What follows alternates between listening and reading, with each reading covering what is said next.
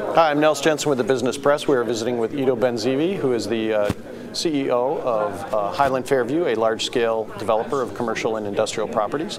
And of course, here in Moreno Valley, developing the Skechers property.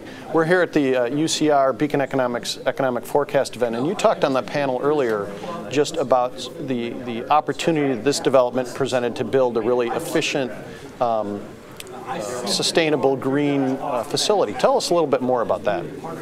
Well, it's all part of the overall picture, the big trend to efficiency, and sometimes green puts you in that space, in trying to become more efficient. The unintended consequences is that you're actually saving money to industry. That's good. That's the positive side of going green.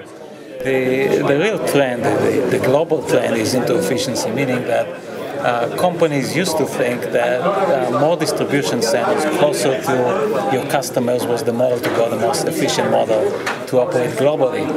Over the last several years, it's become apparent to all of them, and the operator, including technology that came in, affected it as well, is that the real efficient model is to have fewer distribution centers, each one serving a larger portion of your customer base.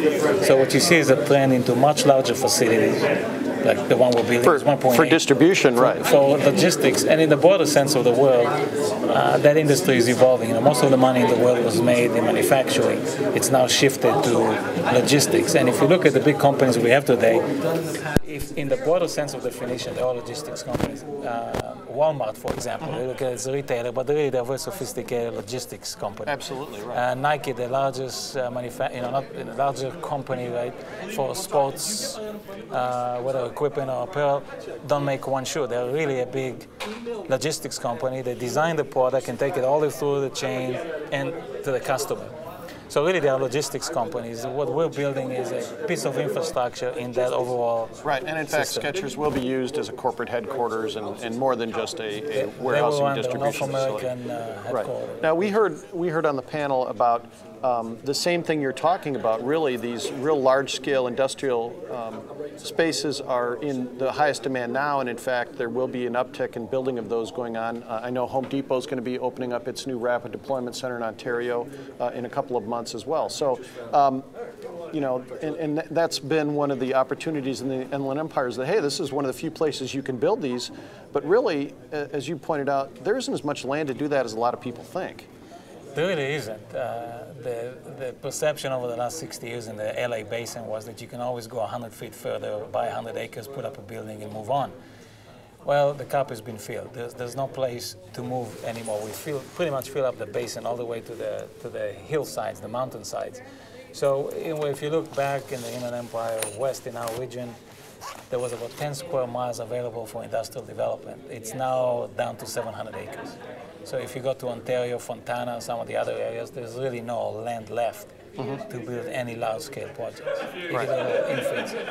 which is an issue. We went out where we assembled a large piece of property to build about 30 million square feet, but that's dedicated for these large next-generation buildings, which are highly efficient, very environmentally sensitive. The building not only is the largest building of its kind in the United States, but more significantly, it's the largest LEED certified or the largest green building of its kind in the United States.